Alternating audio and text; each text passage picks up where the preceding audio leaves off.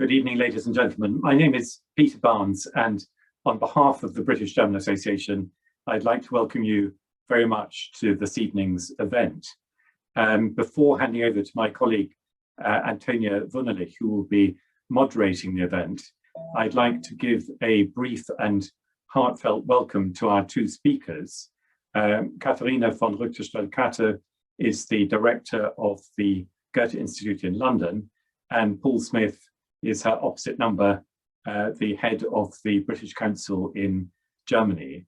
For any of you who know German history, Katte is a very famous name, and Smith is obviously a very well-known English name, but both Katharina and Paul have made names for themselves already in their innings heading their two institutes. So we look forward very much to hearing what they have to say this evening. And with that, I will hand over to Antonia.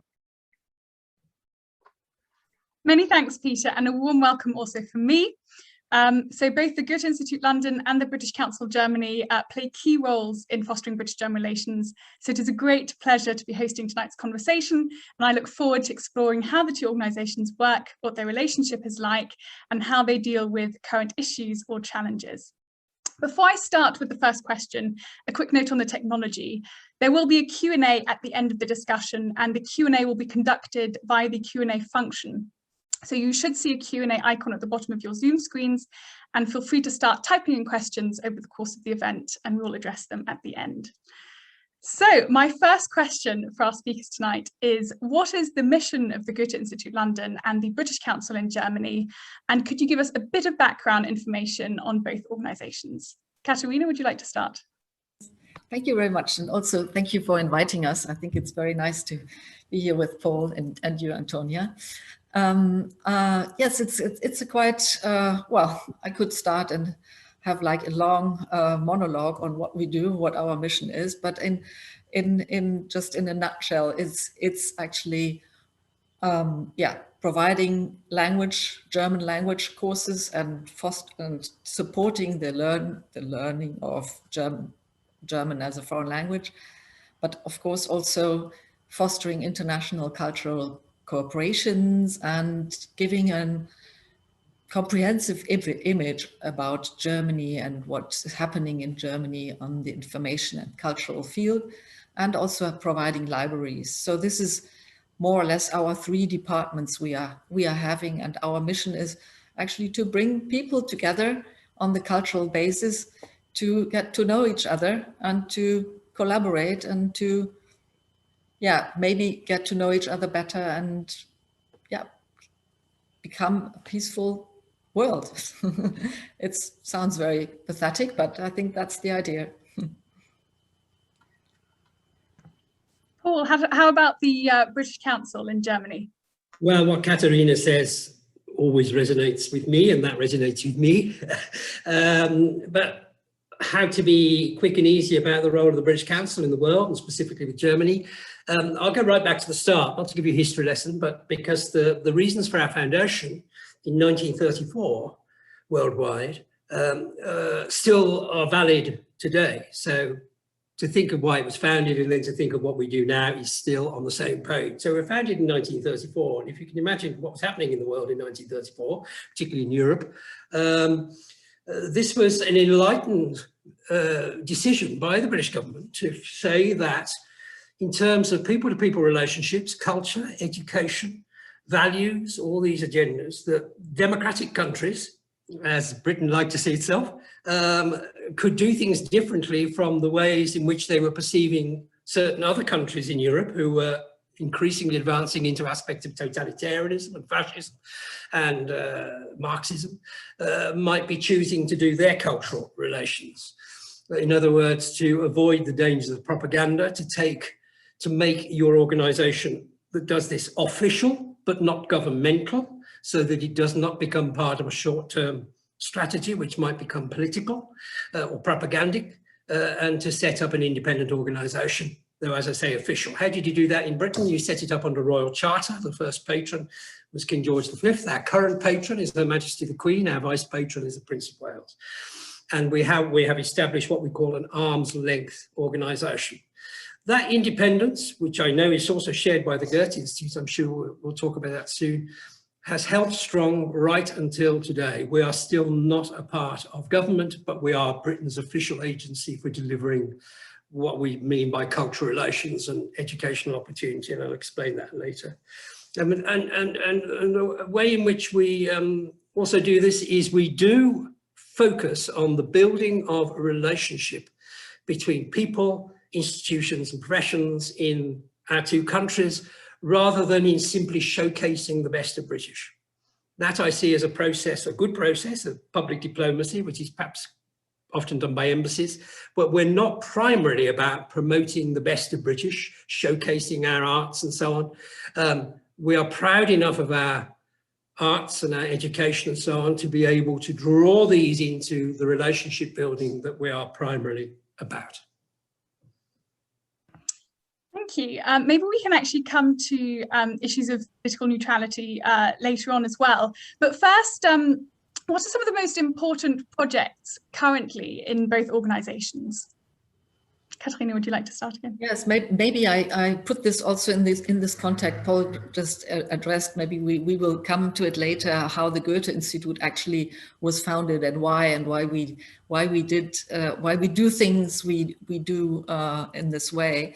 But our projects, our most important projects in the moment, actually resonate to our history, I must say, because we are just now this year 70 years old. The Goethe-Institut worldwide, not the Goethe-Institut London, but London is nearly as old. It's like, I think, 59 years old.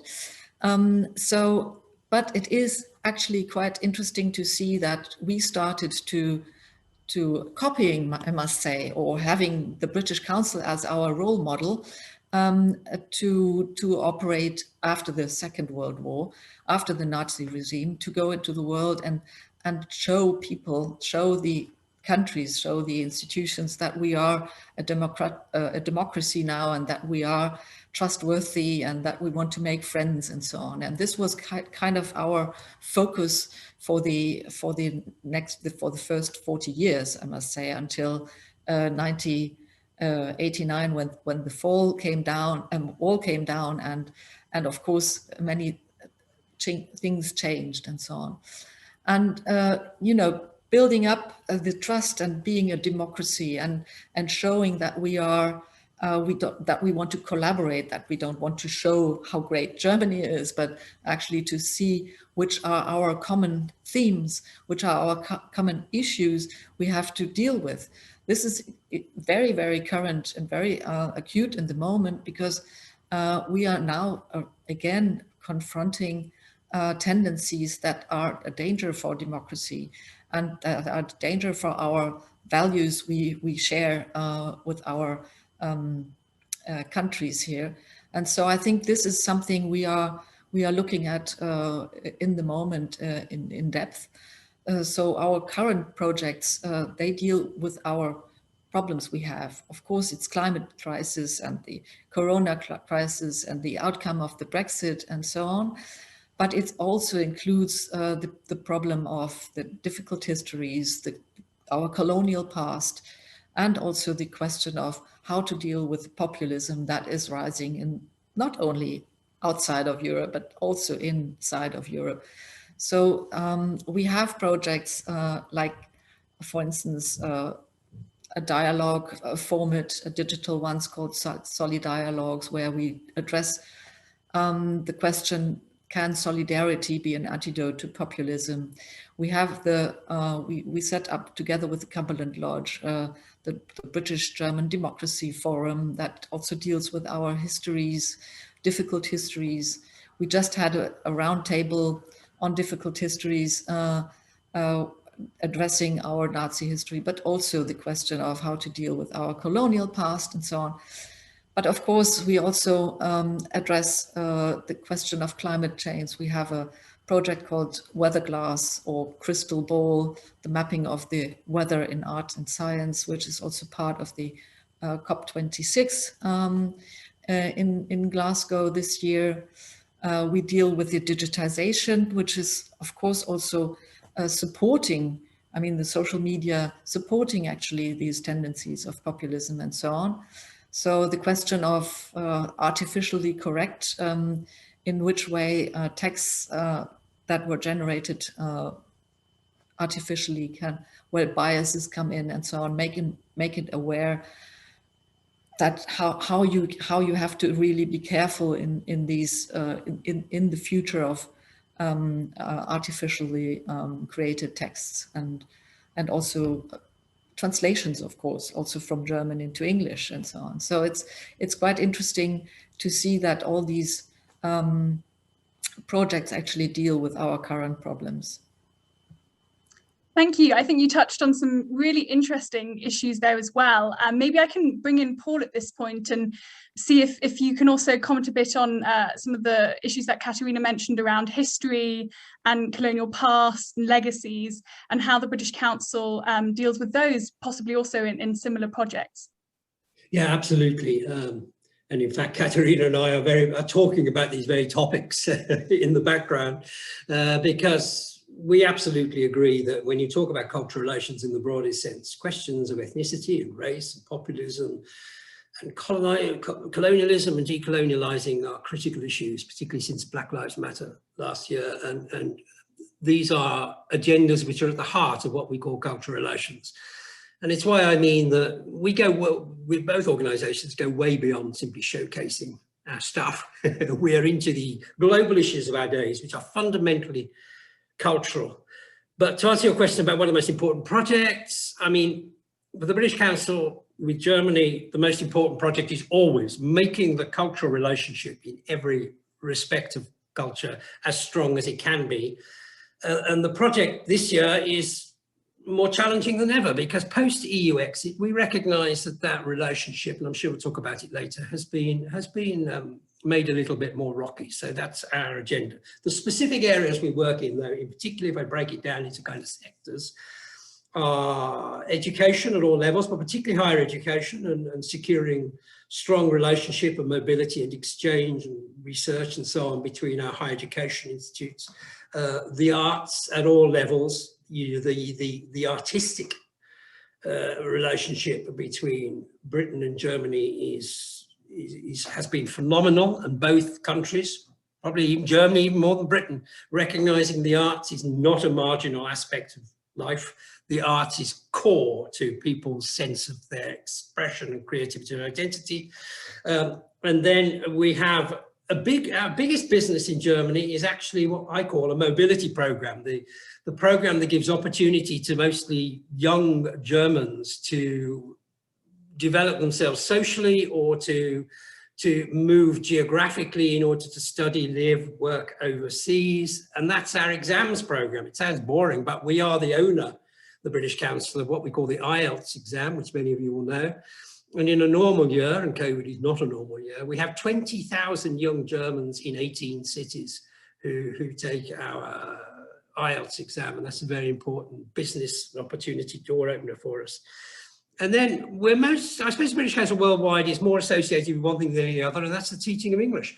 We don't actually teach English directly in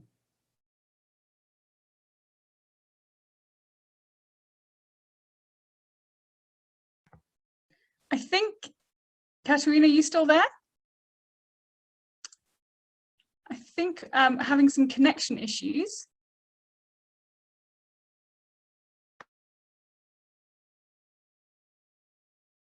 Have the capacity for people to sign on through the British Council website to learn English live, digitally live, with a British Council teacher anywhere in the world and with a class of people from many nations. From this year, the British Council offers Learn English with the British Council to anybody in Germany. So actually talking about language, maybe also a question for Katharina, how the Goethe-Institut deals with possible issues around learning German, because I know that the Goethe-Institut is, of course, very active in promoting the learning of the German language in the UK, specifically Goethe-Institut London. So maybe you can talk a bit more about that as well. Yes, well, actually, it's a little sad chapter, I must say, because in the UK, since gradually, since quite some years already, the the numbers of students who choose to learn German at schools or at universities, they are sinking and falling, and it's quite dramatic, I must say. This, of course, is because the system in the UK is so that it's not compulsory to learn a language. So, of course, if you have English as your mother tongue, you actually don't really need another language.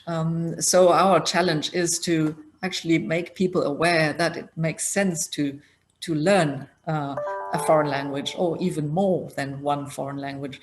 And of course, because I think it not only broadens your horizon, but it also makes you aware that there are different ways of thinking, because language is also very well linked to the way you think and to your culture and so on. So if you really want to meet people from other countries, from other cultures, then you should also learn their languages. And to learn German, we promote actually to learn German, to have a multilingual idea of, or a multilingual life. But I think to learn German is especially useful, because it's the biggest group of speakers, mother tongue speakers in Europe. More than 100 million people speak German as the mother tongue in Europe. So it's actually bigger than English. Of course, everybody speaks English, but I think it's nicer to exchange your knowledge about the other in the other language. So I think it does make sense to learn it. And some also even say that if you learn German, you even train your brain. So it's, instead of crosswords or so, you should learn German. Well, I'm joking a little, but I think and we have a big campaign coming up now. And we also will, part of this campaign is to also kind of have an open call for people. You can apply for free courses at the Goethe-Institut in London or in Glasgow or online. And I hope, if you're kind of interested in learning German and having German-British relations, you can kind of give this, make an application, and you can get a course. So we hope that makes people aware, and also maybe, grab the possibility to learn German. So both of you have, of course, touched on this already, but the pandemic has, of course, disrupted many institutions in the cultural sector. And I wanted to actually ask if you could expand a bit more on the impact it has had specifically on the British Council Germany and Goethe-Institut London, and how it's possibly shaped goals or the way you work. Have there been any opportunities that have also arisen apart from challenges? So yes, Paul or Katharina, over to you.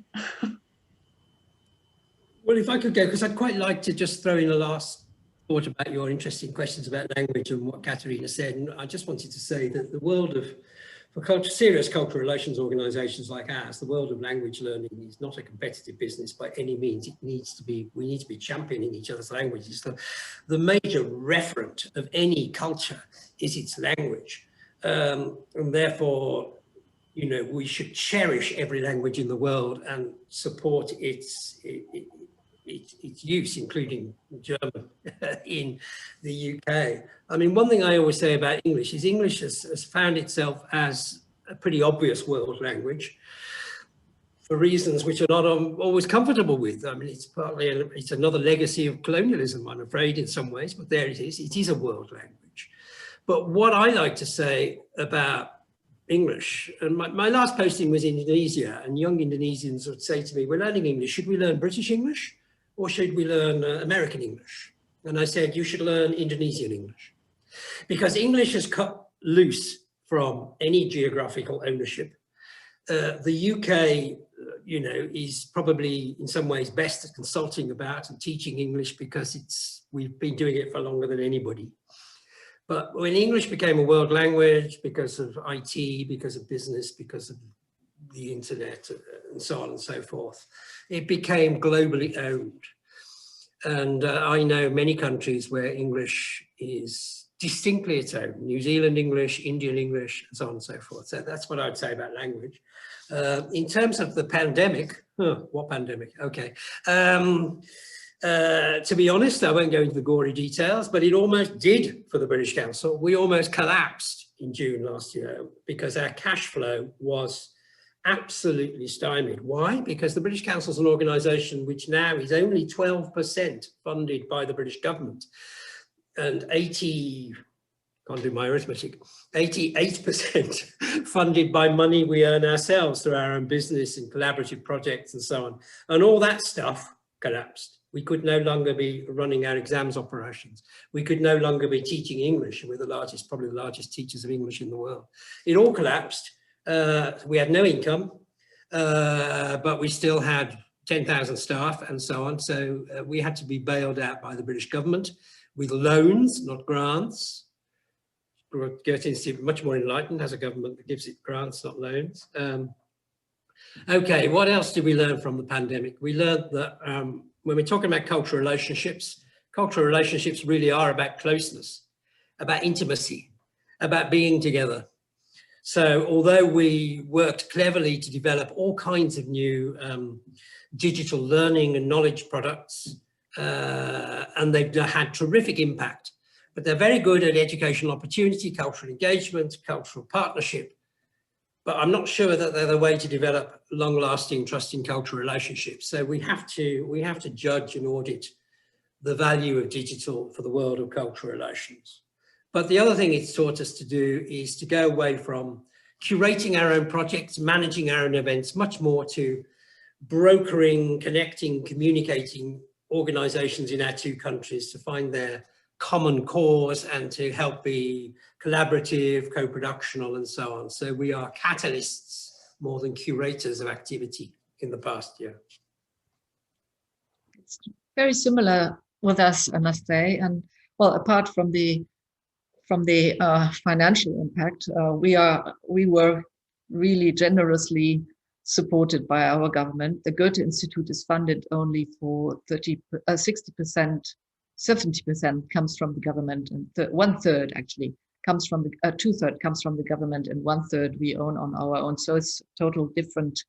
I mean, your product is anyway better. Yeah, you can your exams and your language is much more worth than the German. But well, I think we were just lucky being kind of helped by the government, and we had the possibility really to jump into the digital world. We always had it as one of our main goals, but it really forced us to kind of make it quick, and we learned a lot, not only the educational part, because we really could broaden our language courses online to people who normally couldn't, who were not in London or in Glasgow, but couldn't come to our classrooms. So that was a good chance.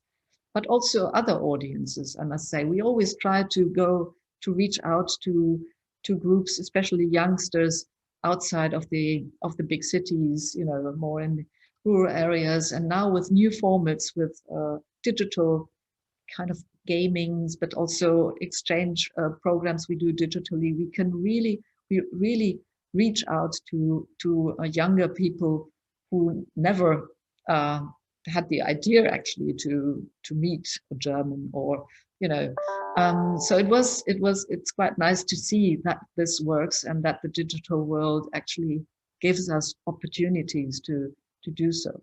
And we had the possibility to include on panels speakers from all over the world. We could use our whole network of institutes to reach out to people to get in contact, but also in exchange to that. But as Paul said, I would absolutely say it showed us how super important it is to have your physical spaces, to meet in person, because this will never, I mean, the digital will never make place for the real one. Yeah. So I think we are really looking forward to the possibility again to meet in person, to collaborate, to co-produce, to really be creative together. And one thing we also learned, I don't know, Paul, if you also think so, is that with the digital world, with the digital projects, people got used to participate more. So they really, I think they really want to be involved. They want to comment. They want to go to the Q&A button. If you don't have a Q&A button, people won't participate anymore. And I think this will also happen now in the real world again. So this is nice to see, because they want to be involved. Yeah, that's my learnings. Yeah. Actually, moving on to funding, you both briefly mentioned some of the funding structures, but how important is it? Why is it important, let's put it that way, to continue to be financed in the future, especially given some of the heavy losses experienced by the cultural sector due to the pandemic? So what is your pitch for the Goethe-Institut and the British Council? Why is it so important? I mean, I think funding organisations like ours is critically important, because I actually think that culture matters more than politics. I mean, I think all the issues that matter to people in the world today are more cultural than they are political, by which I don't mean, you know, marginal artistic cultural agendas, but the biggest issues in people's lives are their identity, their mobility, whether, you know, the them and us concept, bridges and walls, their religion, their values, their concepts of homeland, all these, their ethnicity, all these are the big agendas of our day, and they are all fundamentally cultural. I mean, just to take, you know, one example, the questions of countries, even in Europe, that want secession, the fracture lines between Scotland and the UK, the fracture lines for Catalonia, the fracture lines in Belgium, and so on. These are cultural, not political fracture lines. So for me, cultural organisations need intelligent funding to make sure that people's interests and people-to-people relationships actually are better resourced even than government-to-government relationships. You know, and we need that understood.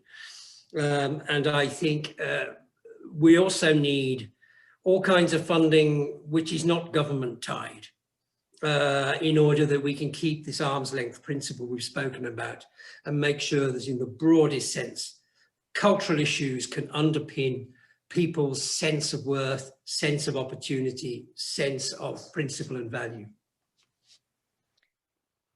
I can only agree to that, and also would add maybe that creativity is also something through the artistic, in the artistic world, and so it's something that also gives us inspiration for new ways in the future. And I think it makes a lot of sense to invest in cultural and artistic endeavors, because they give us ideas of how to do it in the future. And maybe not only that, but also make it a little more sustainable. Because I mean, politics and economic questions are very, very current and very, you know, they can change in very quickly. But I think investing in cultural relations is something, and in cultural creative relations is something you invest in the future for. And I think it makes a lot of sense to make this, you know, independent. I mean, not making them dependent makes it even more important, because I think there you have the freedom to think and have imaginations, whatever you like. You know, you don't need diplomacy, you don't need to be careful or whatsoever. You have a freedom of artistic expression. So I think a government would be really not very inspired if they would say, oh no, we have to cut the culture because that's you know, that's what we don't need. I think that's the first thing you need. If I may add, the arts are never marginal. The arts are the heart and bloodstream of a country's sense of its own worth and identity. I once lived in a country which had no arts. I lived in Afghanistan just after the Taliban. And this was a country where music was still banned, where people were fined for whistling in the street, where you could not keep a songbird in a cage, where your kids could not fly a kite, where it went without saying that there was no theatre, dance, or anything like that, where the visual arts were frowned upon unless they were entirely sort of symbolically expressive of Islamic calligraphy and so on, which is fine in itself. And to live in a country which has no arts is to live in a totally dead country, and a country in which its people are deeply, deeply dispirited. And I remember while I was in Afghanistan, after a little while, the first concert took place in Kabul for about 5 years. And it was crammed out, and the people were crying in the audience as they heard it again for the first time. It's very powerful, very powerful. Thank you. Building on what you said as well, what are possibly some of the misconceptions of the Goethe-Institut or of the British Council that could also be linked to what you were saying about possibly being perceived as practicing cultural diplomacy, and also about histories of Germany and Britain? So what are some of the issues you faced there? Maybe Katharina, I can hand over to you. Yeah, it's actually interesting to see that it's actually very difficult actually to make people aware what an institution like the Goethe-Institut is, because we are always thought of the representative of Germany, of German culture, and of course that pushes us into this corner of representing, showcasing German culture, and teaching German, and telling people about Germany. We all do this, but not in the way people imagine that we do, because we don't do this because we want to show people how great we are. I already mentioned that. We do this because we want to use the possibilities via language, via culture, via information, via exchange, to get to know each other, and not only bilaterally but also multilaterally, because we think that it's not, issues, of course we have bilateral issues, but they are normally not only that they are also issues in other countries. So I think when we talk, for instance, about our relations, we instantly also talk about relations between UK and the EU. It's because Germany is a very important part of the EU and has a very important role, and we also see each other. So it's very difficult to make people aware that we are not the kind of voice, the cultural voice of our government. This is exactly the contrary, and not the contrary, but we are not against the government. But I would say we are funded by the government, but we are a non-governmental institution, organization, and we want to address things independently. So I think that's our first and foremost role to play when we talk about cultural exchange, being independent. And the same for British Council, Antonia, as Katharina says there for the Goethe-Institut. Misconceptions that we're primarily around to promote the UK and the UK's best interests. We don't not do that, but it is actually secondary to the building of those trusting relationships between people. And then we mobilize the best of British capacity to strengthen those relationships. Katharina talks of the phrase getting to know each other, and some of you may say that seems a rather flimsy thing. It's not. That's exactly what it's about. All the major issues in the world today need the different cultures and societies, nations of the world, to join in collaboration, and they're not going to be able to do that until they understand each other and know the different perspectives they come from, until they get to know each other. It's exactly what it's about. And that's the way you deal with the issues of the world. You know, and then the other misconception is that we are a part of the British embassies in the world. We're not, in the same way as the Goethe-Institut is not a part of Auswärtige Amt. Often there's a misconception that we're overseas in order to help Brits. I'm afraid we're not. Apologies to any BTA members who think we're around. We should be helping Brits, giving them good entertainment from their home country. And I'm afraid there's probably only one group in Germany that's not on my target list. I'm afraid that's British people in Germany. And then, of course, you know, going from the British Council towards the UK, I mean, there is nothing harder than dispelling your stereotype overseas. You know, there will always be stereotypical attitudes to what is a German, and there will always be stereotypical attitudes to what is a Brit, despite the powerful resonance of our cultures, which are constantly countering that. So that's always a challenge. I think another misconception is that the UK is a single concept, particularly since Brexit, as opposed to being one of the most culturally diverse and granular and interesting and varied and disparate countries in the world. And particularly post-Brexit, the Brits are insular and non-European, and that's the challenge for the British Council, to show that that is not the case with most Brits. Why do I say that? Because just under half of Brits voted to stay in Europe, and those that voted to leave Europe, many of those would say that they were leaving for economic and other reasons, but they're still committed to Europe, as Boris Johnson, the leader of the Brexit campaign himself, always says. We have left the European Union. No way do we want to leave Europe. Europe is our home. Europe we believe in. And now talking a bit about cooperation between both institutions.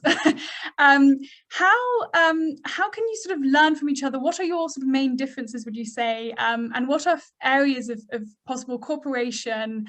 Yes, that would be my question now, Katharina. Well, we have very much in common.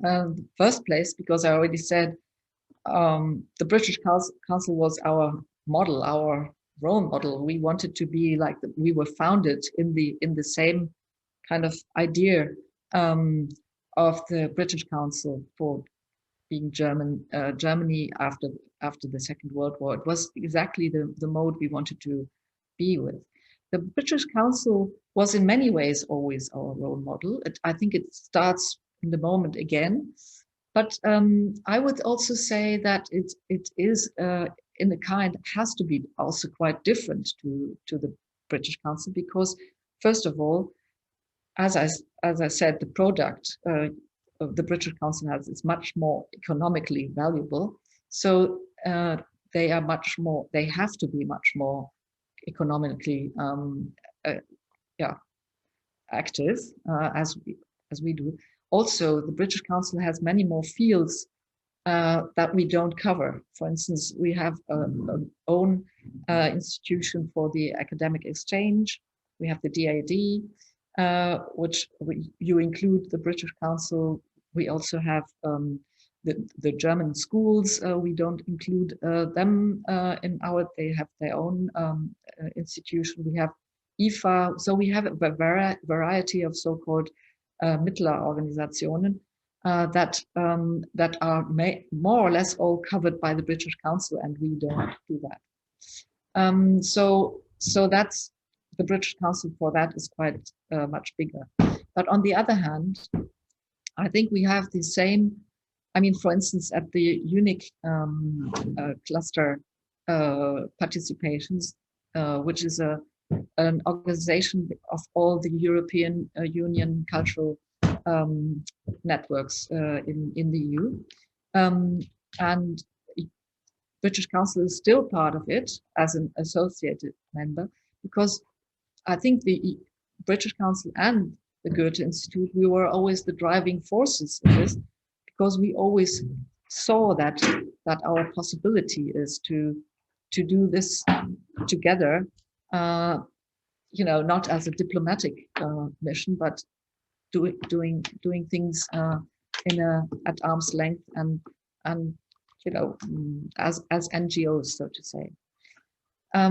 I would say also that we share so many common themes and goals, and our missions are so similar that we have an agreement between the Goethe-Institut and the British Council since many years, and we just renewed it and so on. So it's I think it's a long-lasting friendship between two institutions that want the same thing, and together we can of course do it much better than alone. We are very attuned. We are very like-minded in purpose and ambition. And Katharina generously makes reference to the British Council having been a role model when the Goethe-Institut was conceived in the, I think, late 1940s. I would say that the Goethe-Institut is now equally as much a role model for the British Council. Why? Let me pay tribute. I mean, at the time that the Goethe-Institut was founded, I think it's hard to dispute, painful as it is to say, that Germany was the pariah nation in the world, just coming out of the First World War and Second World War, and to create an organization to promote German culture, it was a very, very brave thing to do. And of course, it didn't say that's what it was, because from the start, it was not to promote German culture. It was to increase the dialogue of understanding with great humility around Germany and the future. And it was made independent of government, and it was given the wonderful name of Goethe-Institut, not the German Cultural Institute or any such thing. And what has happened in the 75 years since then is that Germany, to my mind, has gone from being the pariah nation to the nation that has very good reason to claim to be the most tolerant, democratic, understanding, humble, world-committed nation in the world. I think that. That's why I'm very proud and happy to be in Berlin for the last part of my career, a city in which its values, to my mind, absolutely exude from every experience I have here. And to have turned that perception of Germany and Germans around in that period is an extraordinary achievement, and I think the Goethe-Institut has had a major contribution to that. So you are a role model for us now as well. And I come back to the fact that we have so much in common, because I think we are probably the only two cultural analogues, national cultural institutes, that are not part of their government, that are official but independent. Everybody has these things. There are Confucius Institutes, there are Russian houses, there are Institut Français, Istituto Italiano, Instituto Cervantes, there's Nehru centers, and in Berlin, in Germany, it's Tagore centers. They are wonderful. They do the work of public diplomacy and making people understand their countries and their cultures very well. But they are all finally subject to their governmental requirements. The Goethe-Institut, I think the British Council, are the only two that stand at arm's length from that. We don't defy our governments, but we collaborate constructively with our governments. I here in Berlin do not report to the ambassador. I don't have a more important or more friendly relationship than I have with the wonderful British ambassador in Germany, but I do not report to the ambassador. I report to an independent chair and board and CEO of the British Council back in the UK.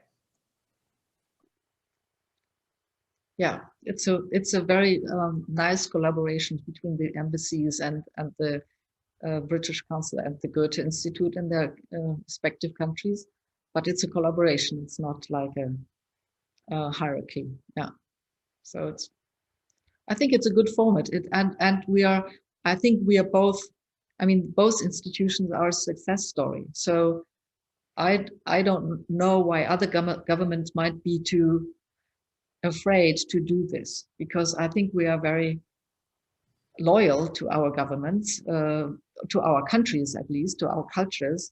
And it's not that we, you know, like that we are not terrorists or activists or whatsoever. We are not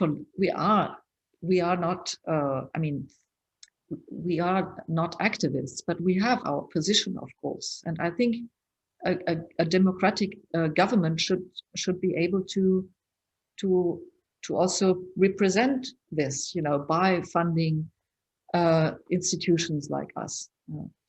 I think it makes a lot of sense. And I really, also when I listen to, I worked in other countries before outside of Europe, and I really heard a lot of feedback from partners, from our audiences, that they appreciated a lot that we don't want to, show them their, our culture and implement it and so on, but rather have an exchange with them. Yeah. So I think it is, in the end, it's more sustainable and more effective than just showcasing your or representing your country via. Yes. I had the privilege of having 4 years as director of the British Council in the USA, not too far back, and got to know very well the person responsible, the Secretary of State, or the Secretary of State for Public Diplomacy in that country, which is the nearest thing to British Council here in the State Department. And he was, frankly, massively envious of us and the Goethe-Institut, who he also knew well, for our capacity to operate with a degree of independence from government policy. He loved the fact that in our libraries, we did not have to have the President's picture on the wall or Her Majesty's picture on the wall. And he also loved the fact, he admitted to me, that when administrations changed in the US, the contents of libraries overseas in American centres were slightly reviewed in case particularly their political and economic sections needed to be slightly revamped. This was very interesting. So before moving on to questions from the audience, a final question on my side, and that's, how do you see your roles in shaping the future of British-German relations and communicating the long-standing relationship between Britain and Germany? And if you have any final messages as well to our members before we move to the audience Q&A, then please share those too. Do you want to start, or shall I? Okay. Well, we have a big task, particularly due to COVID and EU exit, which I make no, value judgment, but it's a fact. So certainly on the British Council point of view, we have a great deal to do in revitalising the bilateral relationship between the two countries. But I think that is much more important and frankly easier to do at the cultural, social, people-to-people, educational level than it is at the political and trading level. So there's that. But there are many other, I think the Goethe-Institut and the British Council, particularly in alliance, is invaluable as an axis for all this. But there are so many other organisations that can commit themselves to the strengthening of the future of British-German relations. There's yourself, the British-German Association, there's your peer and colleague of the Deutsche Britische Gesellschaft. There are people like the British Chamber of Commerce and Industry. And Katharina just mentioned, I don't know much about it yet, the British-German Democracy Forum. There are lots and lots of university and research linkages. Just one that's very, very strong is the Oxford-Berlin Alliance, where there are sister cities. There's the UK-German connection, which deals with school and youth exchange. There are the Königs of Interconferences, which are so important and probably need to deepen their cultural resonance. And frankly, there are, of course, the embassies. And I think, let us say, we have at the moment the great good fortune to have terrific ambassadors in Berlin and London who are utterly committed to knowing that the cultural and educational underpinning of the relationship is as important as the political one. So I think there's loads we can all do together and must do together. Absolutely. And I think our particular task is also to bring all these players also together. Yeah. So I think it's also very important to look at what is actually happening between the various players, and where are the themes we can also kind of fill in and also kind of bring these people together. We have a very nice project now where the arts councils in the UK, and the Soziokulturfonds in Germany want to have a collaboration, and the British Council and the Goethe-Institut are kind of flanking, can you say that, or helping this collaboration going on. So I think we are a good we are in a good position actually to support, not only support but to be part of this exchange. And I'm so happy to have this talk today with you, Paul, because it shows me that it's actually we can make it. It's easy because we are both have these fabulous institutions in our we work for. And we've dug out an old MOU between our two governments called the Cultural Convention of 1958, which is actually the year the British Germany got going. That Cultural Convention is still active, except it's not active. I mean, it's still unfortunately by both governments, it's still theoretically in operation, but nobody has done anything about it for years and years. I think this is the year to get our Cultural Convention elevated and off the ground again. Absolutely, absolutely. Yes, right. Oh, apologies. Yes. No, I just wanted to say that, as you said, what is our, well, I would say all the people, especially the members of your institution, should be actually supporting this by just keeping in touch, with each other, between Germany and the UK. I think that's the most important thing. Totally agree. If I could say one thing, what should you say to people really interested in the bilateral alliance?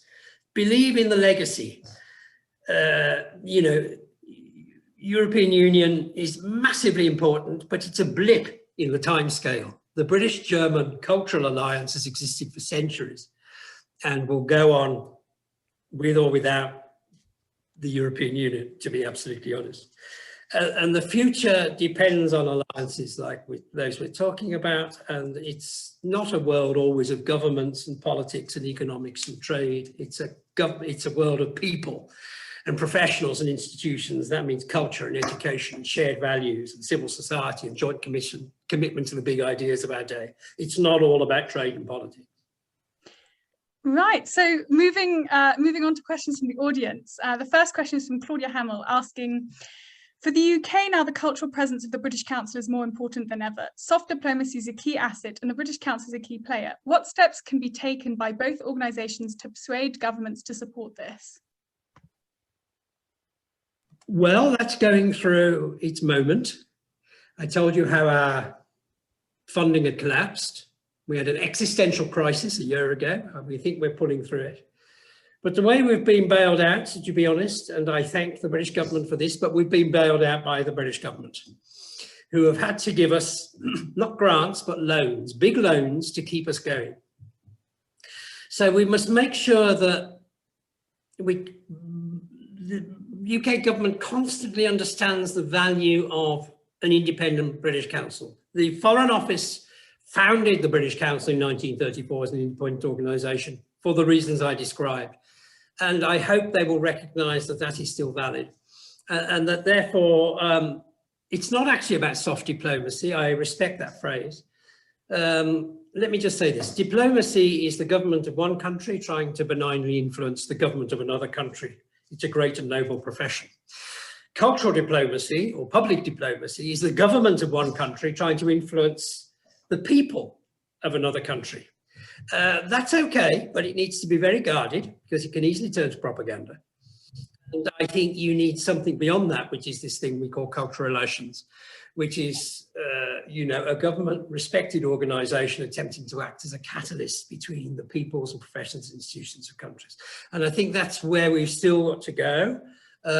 So the more governments get involved in funding our organisations, the more careful we have to be that everyone respects the reason for the arm's length. It's not a kind of sniffiness because we're cultural and they're merely political. It's for very good, essentially democratic, valuable reasons. And I know, I mean, we're fortunate in a way in that the British Council is well, there are not cultural sections of British embassies overseas. I don't know whether you realise this, but probably the British embassies are probably the only embassies in the world that do not have cultural attaches, because it's respected that the British Council does that. I think that's not the case with the Goethe-Institut, so Katharina may need to comment on that. They don't, I mean, I think that's mainly because we are actually not we are not covering all the parts of the cultural field. So because there's still, you know, the German school and the universities and so on. So the German cultural attaché at the German embassy is somebody who's kind of coordinating the network of the so-called Mittler. Yeah. So I think that's a little difference. But I'm also quite, I mean, there is still this momentum of, you know, how far does the government wants to kind of get involved in what we do, and it is especially in times like this very difficult to make it somebody aware that culture is also politics. It's also, I mean, cultural politics is something that we are involved in, and when we talk about populism, it's of course something that has to do with culture, not only with politics. So I think it's not so easy to make the governments aware that they need an organization like us to be neutral, and not neutral, but be independent at arm's length, and not a diplomatic function. Yeah. So next question, I'm just going through them. This is from Simon Patch. Is there anything the Goethe-Institut can do to arrest the decline in German language teaching in this country? I was a student of the Goethe-Institut in Kochel am See in 1962. I was the only British student there so long ago, so not much changed then. My thanks to Paul and Katharina for the most interesting talk. Well, in Kochel, I think, unfortunately, we don't have any activities there anymore, but it's a nice area. So I suppose if you still speak German, it was a good teacher, obviously, a good experience. Yeah, it's a very good question, because this is what we are actually doing every day. What we really try to, we are lobbying quite a lot. We are very involved in also the politics on foreign language learning. But I think the main problem is indeed that the languages, even French is also going down. Maybe not Spanish, and I think Mandarin is also not going down. But all in all, it's not.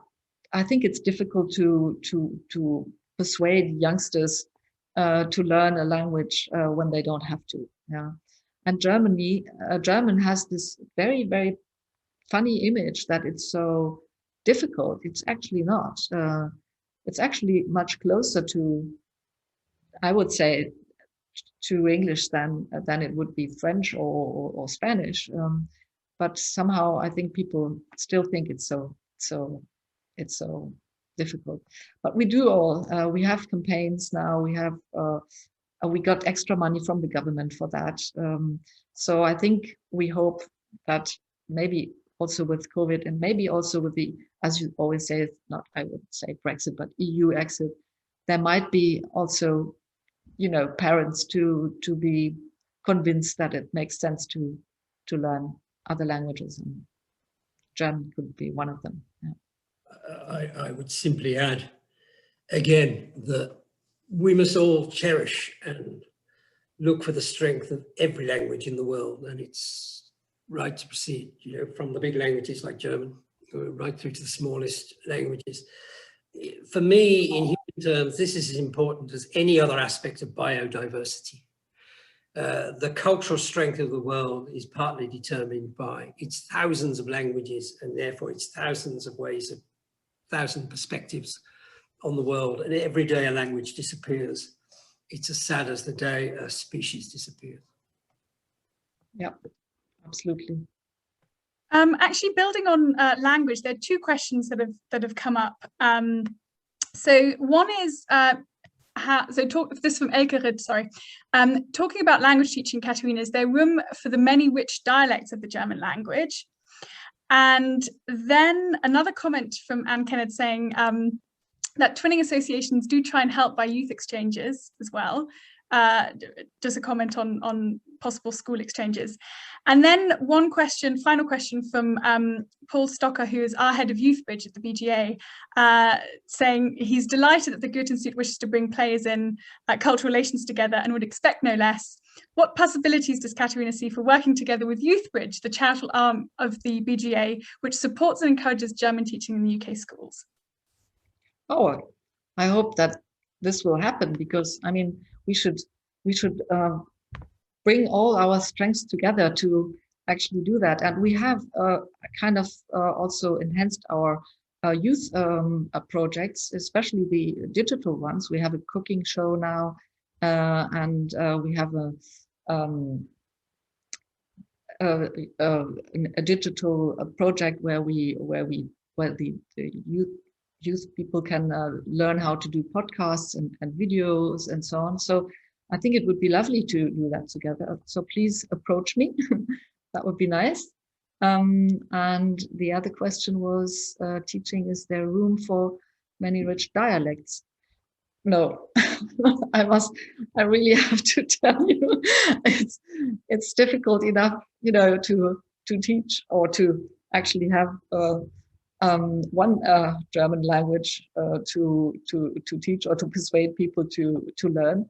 But of course, I mean, I wanted to say what Paul also just said. We are there to also support the idea of learning small, so-called small languages, and also dialects, because I think they enrich the cultures in many ways. And we have a project. The Goethe-Institut London is also the regional institute for Northwest Europe, and they have various small, so-called small languages, and we are doing a project to get all together, doing artificial, not artificial, how do you call it? Translation, artificial translation or automatic translation for small languages, which is very, very difficult, because you know you need a lot of more data to do that. For English, it's very easy. For German, it's already more difficult, you know, but you can imagine how it is for Icelandic or Finnish or whatsoever. So we do that, and we integrate also dialects there. So in that case, translation-wise, we do that, but not teaching-wise. Well, I'm not going to offer lessons in Brummie in Birmingham English, even though what I'm trying to get away from. Just to comment on schools and youth exchanges, because that was raised there. You know, it almost goes without saying that nothing is more important in this whole world of bilateralism than getting our young people, particularly young people of international outlook and concerned by ideas and global issues, talking to each other, exchanging, engaging. So we're all looking at that. And there's two things there. There is something called the UK-German connection, some of you will know of, others may not, which does a lot of school and young people exchange of various kinds, and which is co-funded by Auswärtiges Amt and the British government and the British Council, and only not the Goethe-Institut, because I know Goethe-Institut doesn't stray into the world of education, which is done by other great German organizations. So there is that. And I also understand that the Young Königswinter conference this year, which will be digital, I think, and will happen in June, between the, I think, 9th and 13th of June, is going to take opportunities for youth exchange as one of its lead issues. That's what I learned today, so that's very interesting to know. We have unfortunately reached the end of our time, so I'd like to extend a very warm thank you to Katharina and Paul for joining us tonight and for this really insightful discussion. And also thank you to everyone in the audience who took part. I hope you enjoyed the event. As both Katharina and Paul said, the BGA is also a key player in British-German relations. Keep your eye on your inboxes. We have things like podcasts, and we have our newsletter, and we importantly provide a forum for this kind of exchange. So do keep in touch, stay tuned. On that note, thank you very much again, and I hope you both have a good evening, and everyone in the audience too. Thank you. Thank you, Antonia. Thank you very, very much, Antonia. Bye-bye. Thank you. Bye-bye. Thank you. Peter.